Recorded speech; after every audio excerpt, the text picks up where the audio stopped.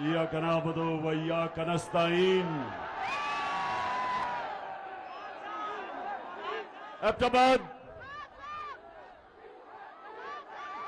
एबटाबाद इस शानदार और जुनूनी इस्तकबाल का दिल से आपका शुक्रिया अदा करता हूं। बहुत बहुत शुक्रिया। मैं आज आपके पास किसी मकसद से आया हूं। नौजवानों, डीजल और पेट्रोल की अभी बाद में बात करता हूं। पहले जिस मकसद से मैं आपके पास आया हूं, आपने थोड़ा सा सब्र करके मेरी बात सुनिए। मैं आज एबटाबाद में अपनी बहनों को खास तौर पे खराज तहसीन पेश करता हूं कि हमारे मुखालिफ वो ये कहते हैं कि गर्मी बहुत ज्यादा होगी, लोग नहीं निकलेंगे इस्लामाबाद में। ये मेरे बहादुर नौजवानों के लिए तो खैर गर्मी कुछ नहीं है, हमारी बहनों के लिए भी गर्मी कुछ नहीं है। इंशाअल्लाह कोशिश तो इंसान करता है, कामयाबी अल्लाह देता है, लेकिन ये मेरा ईमान है कि 20 तारीख के बाद जब मैं इस्लामाबाद की अपनी कौम को कॉल दूंगा, ये मेरा ईमान है कि जितने मर्जी भी ये कंटेनर खड़े कर दें, 20 लाख लोग से ज्यादा इस्लामाबाद आएंगे इंशाअल्लाह। एबटाबाद जरा फिर से, क्योंकि ये सारे डर डर के इस जलसे को देख रहे होंगे,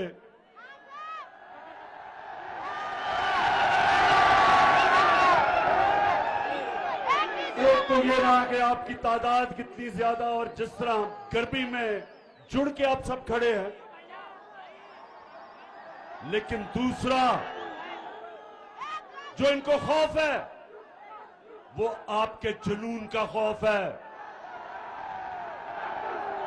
इस्लामाबाद में एक इंसानों का जुनून आने वाला है और एक आवाज होगी इस्लामाबाद में कि हमें हकीकी आजादी चाहिए, हमें इंपोर्टेड हुकूमत नामंजूर। इंपोर्टेड हुकूमत, ये एबटाबाद, ये आपका जुनून वो नहीं होना है जो होना चाहिए। इंपोर्टेड हुकूमत किसी सूरत ये कौम इन डाकुओं की जो अमेरिका से साजिश करके हमारे पे बैठे हैं, कभी पाकिस्तान कौम इनको कभी भी तस्लीम नहीं करेगी।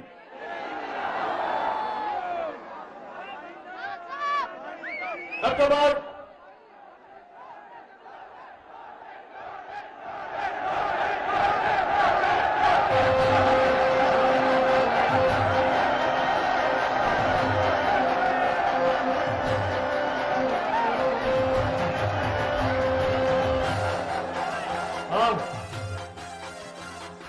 लोटे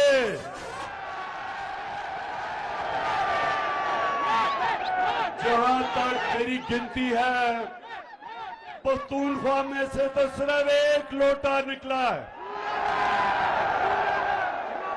और जहां तक मुझे बताया गया, अभी तक वो लोटा पेशावर आने की उसने जुर्रत नहीं की।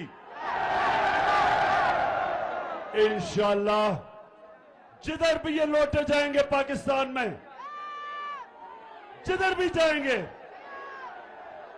इनको 2 नारे लगेंगे। 2 नारे क्या हैं?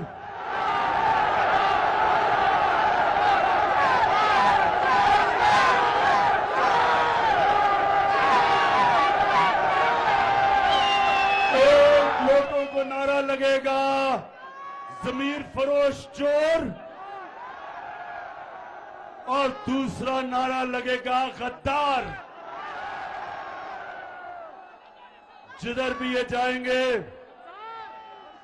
इनको पता नहीं कि ये 2022 का पाकिस्तान, इसमें हमारे नौजवानों में शऊर है, कौम बेदार है। बड़े तो छोड़ो, स्कूल के बच्चों को भी पता है कि लोटा क्या होता है। इन्होंने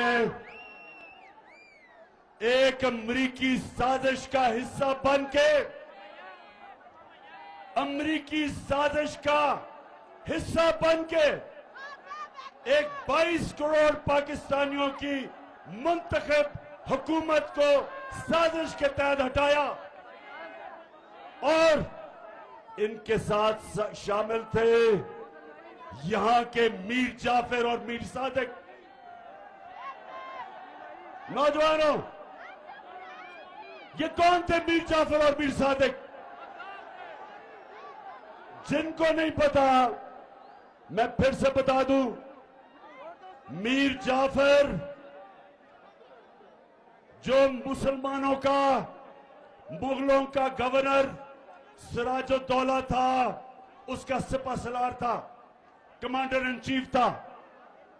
उसने अंग्रेजों के साथ मिलके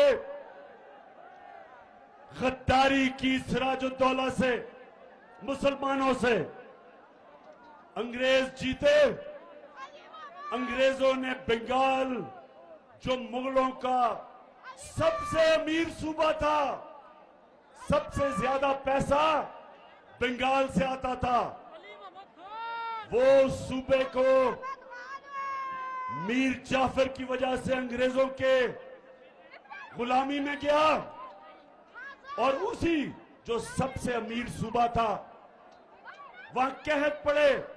अंग्रेजों ने इतना लूटा कि लाखों लोग भूख से मर गए वहां। और जब अंग्रेज गया 200 साल बाद, तो वो बंगाल हिंदुस्तान का सबसे गरीब सूबा बन गया। और मीर सादिक वो था जिसने टीपू सुल्तान से आखिर में जाके अंग्रेजों के साथ मिलके गद्दारी की और टीपू सुल्तान की शहादत हुई। और मैसूर जो टीपू सुल्तान की सल्तनत थी, अंग्रेजों की गुलामी में चली गई। ये गद्दारों ने आज ये किया पाकिस्तान से कि पाकिस्तान का प्राइम मिनिस्टर जो किसी से बुरे ताल्लुकात नहीं चाहता, जो किसी के मुल्क के खिलाफ नहीं है, सबसे दोस्ती चाहता है, लेकिन जो चाहता था कि हमारी फॉरेन पॉलिसी हमारे लोगों के मफादात की तहफ़्फ़ुज़ करे, हिफाजत करे, हम अपने लोगों को किसी मुल्क के लिए कुर्बान ना करें। जिस तरह अंग्रेजों, अमेरिकनों के साथ मिलके हमने जो उनकी जंग लड़ी, 80,000 पाकिस्तानियों की कुर्बानी दी गई, हमारा कबायली इलाका उजड़ गया, $100 अरब से ज्यादा हमारे मुल्क को नुकसान हुआ। मैं कभी इस तरह की फॉरेन पॉलिसी मानने के लिए नहीं तैयार था। मैं कभी अमेरिकनों को पाकिस्तान में बेसिस देने के लिए तैयार नहीं था। मैं कभी अमेरिका की जंग में शामिल होने के लिए तैयार नहीं था।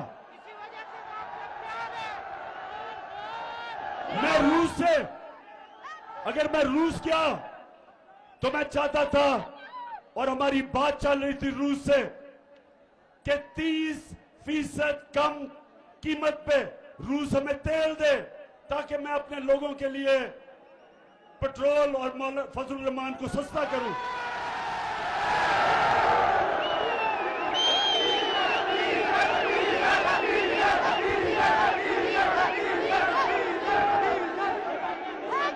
और उसके अलावा 20 लाख टन गंदम जो हमने खरीदनी है, रूस से हमें 30% कम कीमत पे मिल रही थी।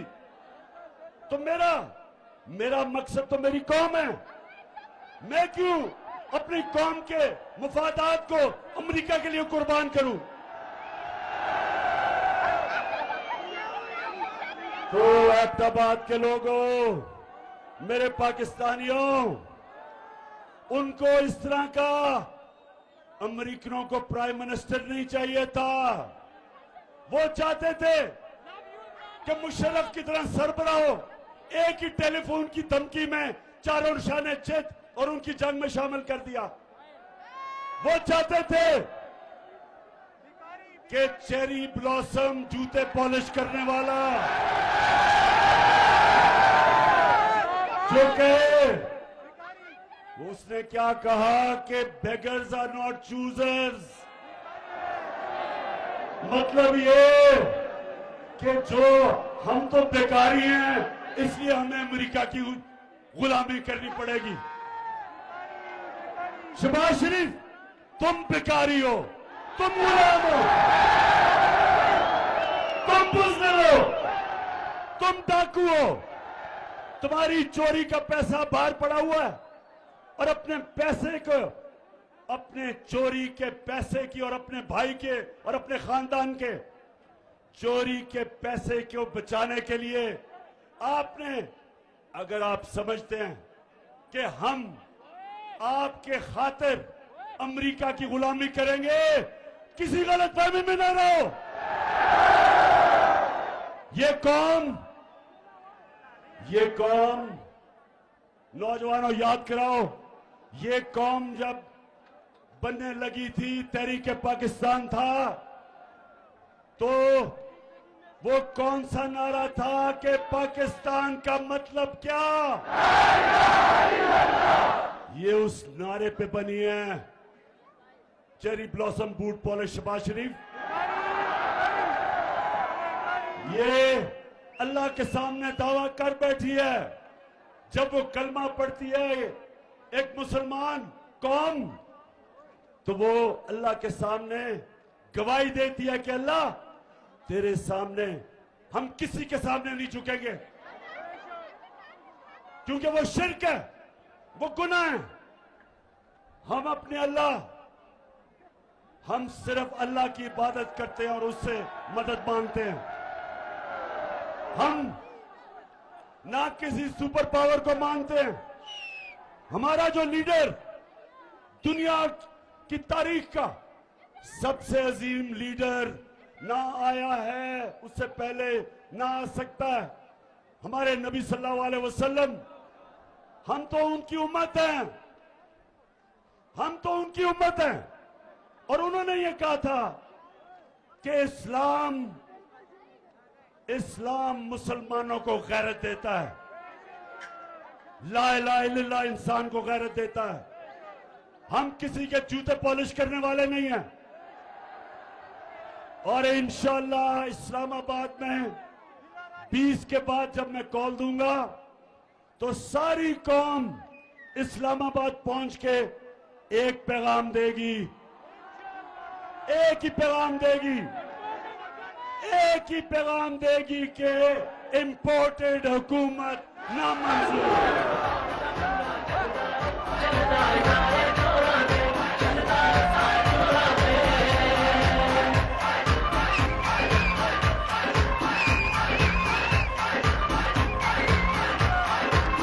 मच्छे रंग देगा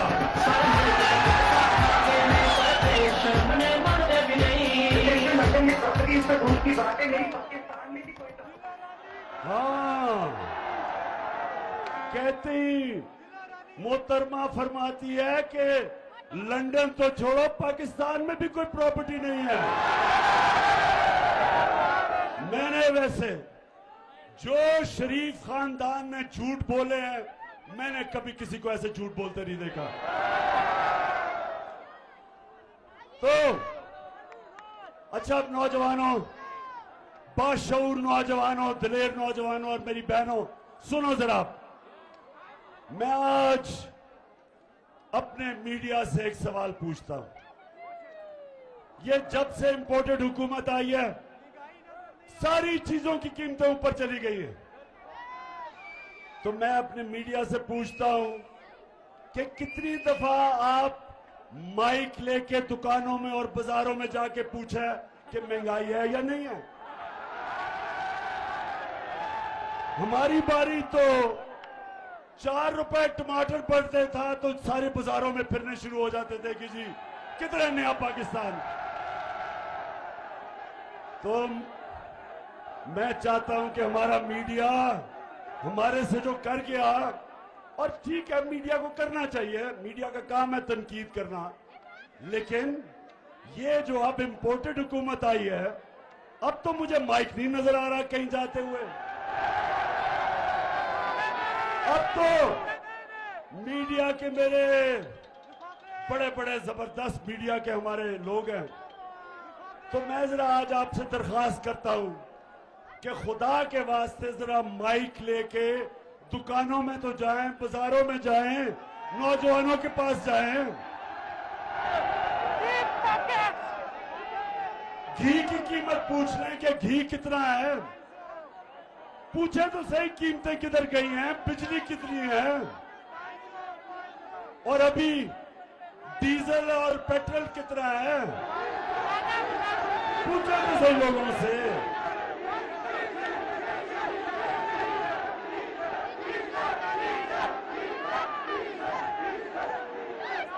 नौजवानों सुने जरा, जब ये जरा सुने, ईरान में मैं जरा आपकी तरबियत भी करता जाऊं, तारीख का भी बताता जाऊं, ताकि आप में और शऊर आए। सोशल मीडिया ने वैसे ही आप में शऊर पैदा कर दिया। ईरान में 1954 के करीब, सुने जरा, एक उनका बड़ा तकड़ा इलेक्टेड प्राइम मिनिस्टर आया, उसका नाम मुसद्दक था। मुसद्दक इलेक्ट होके आया ईरान में। उसे पता चला कि ईरान का जो तेल है, वो सारा तेल जो ईरान से निकलता है, उसका सारा पैसा अमेरिकन और बरतानियों की तेल की कंपनीज वो सारी पैसा बना रही हैं, और ईरान के लोगों को मिल कुछ नहीं रहा। क्योंकि वो अवामी प्राइम मिनिस्टर था, उसने फैसला किया कि ये जो तेल ईरान से निकाल रही हैं, उनको वो नेशनलाइज करेगा, ताकि पैसा नफा ईरान के लोगों को मिले, बजाय बरतानिया और अमेरिकन कंपनीज। अमेरिका की CIA ने, और ये सब अब ये सारी चीजें अवेलेबल हैं, ये आप क्योंकि ये रिकॉर्ड्स डिक्लासिफाई हो गए, आप सबको मिल सकते हैं। हुआ क्या, अमेरिका ने फैसला किया कि इसको कराना चाहिए, रजीम चेंज करनी चाहिए। उन्होंने सबसे पहले चीज क्या की, उन्होंने मीडिया के ऊपर पैसा खिलाया, मीडिया को पैसा दिया कि टमाटर महंगे हो गए, प्याज महंगे हो गए। उसके खिलाफ, मुसद्दक के खिलाफ, पब्लिक को उसके खिलाफ करने के लिए मीडिया को उठाया। फिर उसके अंदर, उसकी पार्टी के अंदर जो सियासतदान थे, उनको लोटा बनाने की कोशिश की, पैसा चलाया। और फिर उन्होंने जो ऑपोजिशन पार्टीज थी, उन ऑपोजिशन पार्टीज को कहा कि इनके खिलाफ मुजाहरे करो। आपने देखा ही होगा, कभी डीजल कह रहे लॉन्ग मार्च करूंगा, और कभी ना बिलावल कह रहे मैं लॉन्ग मार्च करूंगा। कभी सारी 11 की 11 पार्टीज मीनारे पाकिस्तान में निकली इमरान खान को गिराने के लिए। ये ईरान में भी यही हुआ और आखिर में फिर साजिश के बाद मुदाखलत हुई और प्राइम मिनिस्टर मुसद्दक को हटाया गया। यही पाकिस्तान में जो मीडिया के ऊपर पैसा चला है, किन किन के ऊपर पैसा चला है, आपको सबको पता चल जाना चाहिए कि वो आज टमाटर और प्याज की बातें नहीं कर रहे। वो आज बिजली की कीमत जो बढ़ी है बातें नहीं कर रहे। वो आज ये नहीं बता रहे कि ये जनाब एक आदमी जिसको इन्होंने प्राइम मिनिस्टर बनाया है और जिसके बेटे को चीफ मिनिस्टर बनाया है, ये कोई बात नहीं कर रहा कि इनके ऊपर फैमिली पे 40 अरब रुपए के करप्शन के केस हैं। 16 अरब एफआईए के अंदर इनके नौकरों के नाम पे पैसे पकड़े हैं, जिसमें आपने सुना होगा मकसूद चपरासी का, जिसको बाहर भिजवा दिया। 375 करोड़ रुपए एक चपरासी के अकाउंट से निकले हैं। ये एफआईए का केस है। और आते साथ ही चेरी ब्लॉसम बूट पॉलिश ने एफआईए का वो सारे लोग जिन्होंने तफ्तीश की थी उनको निकाला इसने, उनसे इंतकाम कि कैसे तुम्हारी जरूरत है कि मेरे खिलाफ तुमने तफ्तीश की। कहीं नौजवानों, दुनिया में कहीं ये नहीं होता।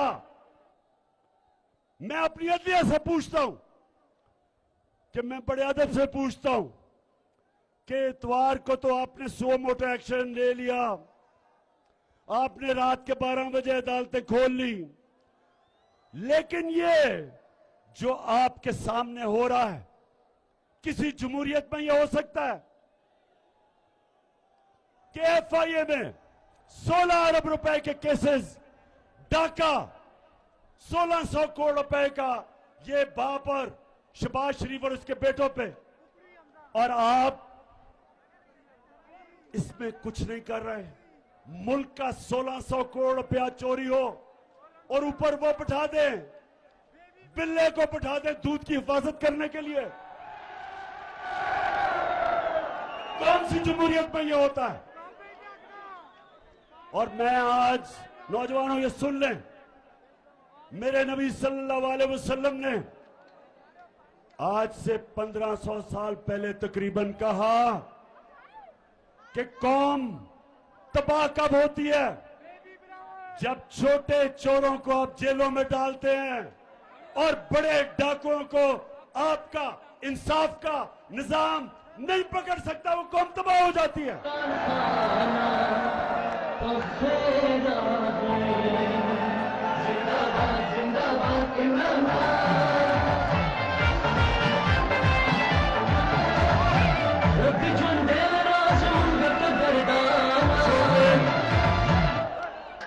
अब देखें, अब जरा नौजवानों जरा सुने, हमारे नबी सल्लल्लाहु अलैहि वसल्लम जिन्होंने मदीना की रियासत बना के एक ऐसी मिसाली रियासत बनाई कि कई सौ सदियों तक, कई सौ साल तक मुसलमान दुनिया की इमामत की उन्होंने, तो उन्होंने जब ये कहा कि छोटे चोरों को जब जेल में डालते हो और बड़े डाकुओं को आपका निजाम नहीं पकड़ सकता, कौम तबाह हो जाती है। छोटे चोर साइकिल चोरी करेगा, भैंस चोरी करेगा, मोटरसाइकिल चोरी करेगा, हाँ मुल्क में तो मुश्किल पड़ेगी, लेकिन कौम नहीं तबाह होगी। कौम तब तबाह होगी जब अरबों रुपया मुल्क से चोरी करके, और जब आप अरबों रुपया चोरी करते हैं, आप बिस्तर के नीचे नहीं रख सकते, आप बैंक में नहीं डाल सकते, आपको मुल्क से बाहर भेजना पड़ता है।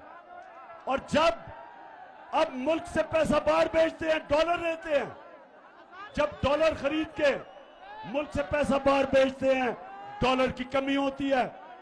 जब डॉलर कम होता है तो रुपया गिर जाता है, डॉलर ऊपर चला जाता है, रुपया नीचे। जब रुपया गिरता है, और जैसे ये आए हैं रुपया गिरना शुरू हो गया। जब रुपया गिरता है नौजवानों, तो महंगाई होती है, सब चीज महंगी हो जाती है, गुर्बत होती है, मुल्क तबाही की तरफ चला जाता है। आज एक एक दुनिया में मुल्क जो गरीब है, उन सारे मुल्कों पे एक चीज है, उनके पैसे वाले लोग पैसा चोरी करके मुल्क से बाहर लेके जाते हैं और उनका इंसाफ का निजाम उनको नहीं पकड़ सकता।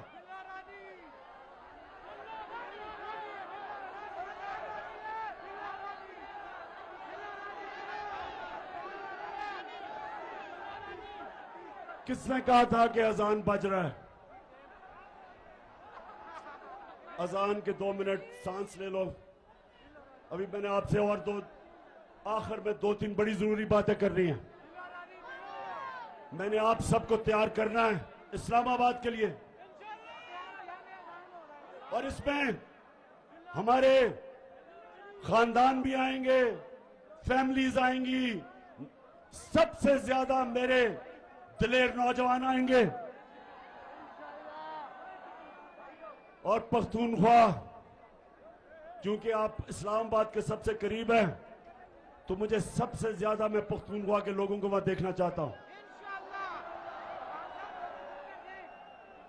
और मेरे लिए नहीं आना आपने अपनी हकीकी आजादी की जंग लड़ने आना है।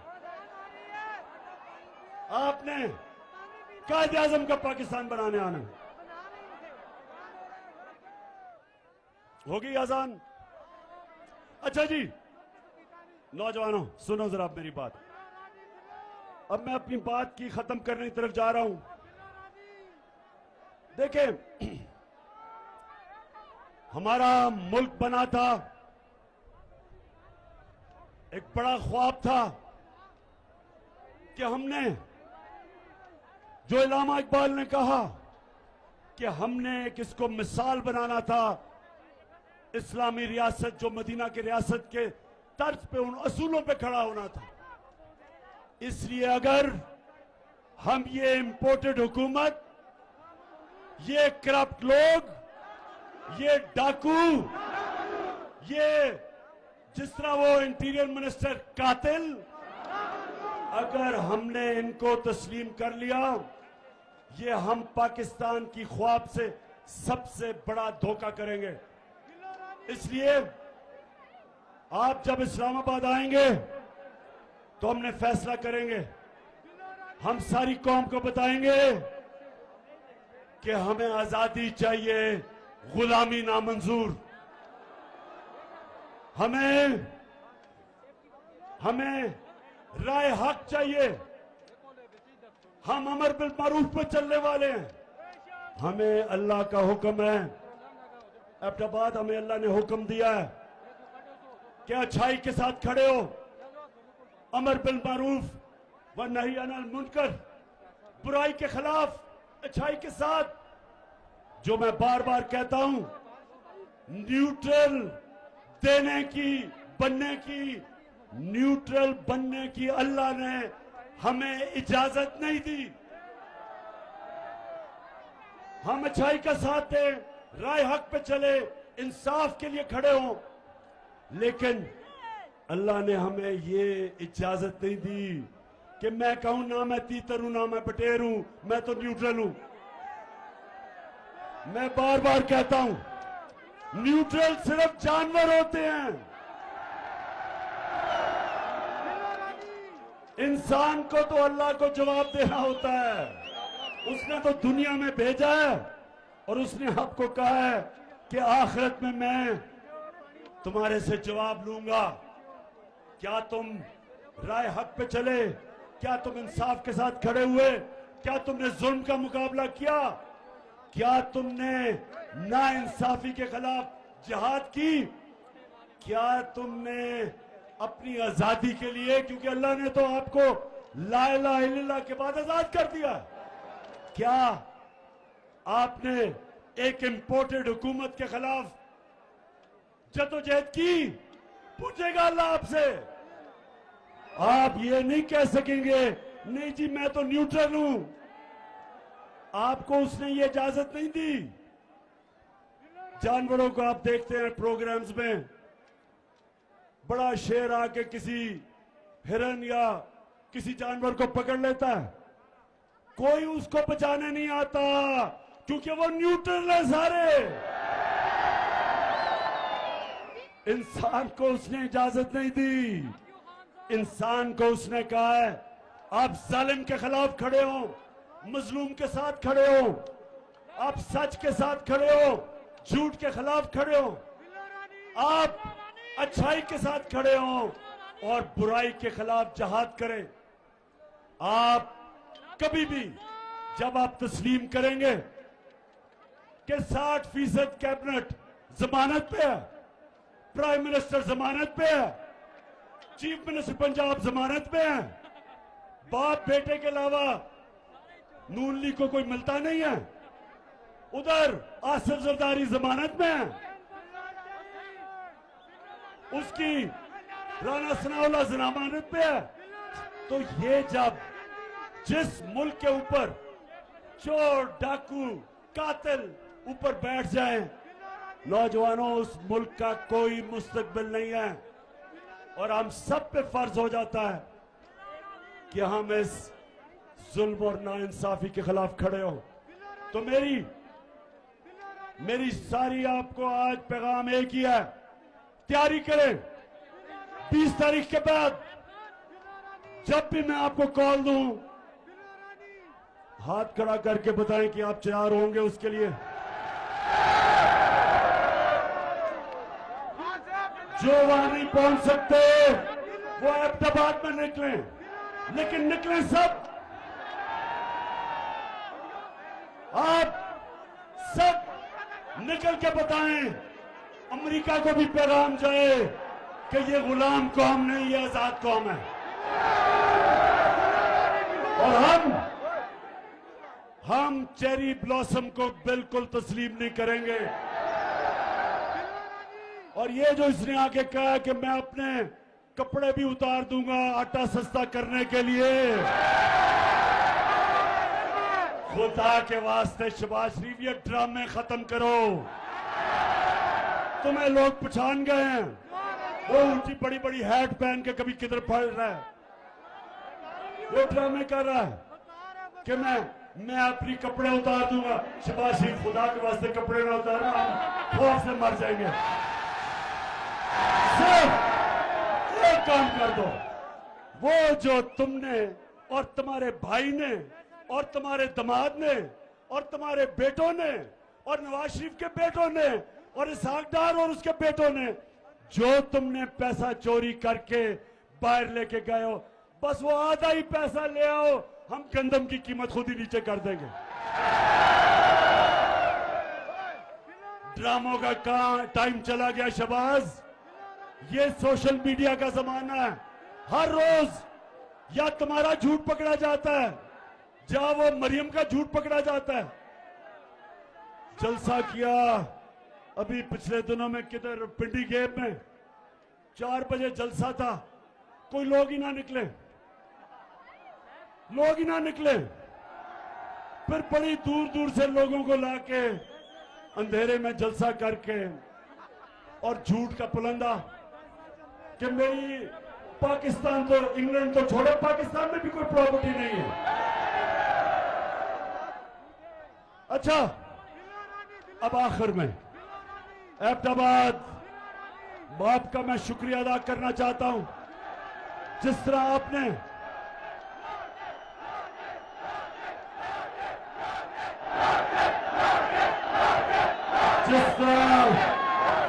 हमें इलेक्शन जिताई, शिकस्त दी। कहते थे कि नून लीग का गढ़ है, नून लीग ये आज मेरी बात सुन लो, इलेक्शन से ना भागो। जब भी इलेक्शन होगा तुम समझते हो कि तुम अब सेंट्रल पंजाब में रह गए हो, तुम्हें सेंट्रल पंजाब में भी अब छुपने की जगह नहीं मिलेगी, क्योंकि इस पंजाब के पाकिस्तान के लोग गैरतमंद लोग हैं। हमारे लोग गैरतमंद हैं। हम बूट पॉलिशरों को साथ नहीं चलते, हम अमेरिका के गुलामों के साथ नहीं चलते, हम डाकुओं के साथ नहीं चलते। ये कौम अब तैयार है। 75 साल के बाद मेरी कौम तैयार है उस पाकिस्तान की तरफ जाने के लिए जो हमें कायदे आजम, जिस पाकिस्तान के लिए उन्होंने अपनी जान कुर्बान की, उस पाकिस्तान के लिए हम तैयार हैं। और इंशाअल्लाह जब हम इस्लामाबाद पहुंचेंगे, जब इस्लामाबाद में 20 लाख लोग पहुंचेंगे, तो वो पाकिस्तान हम सबको नजर आना शुरू हो जाएगा। पाकिस्तान जिंदाबाद।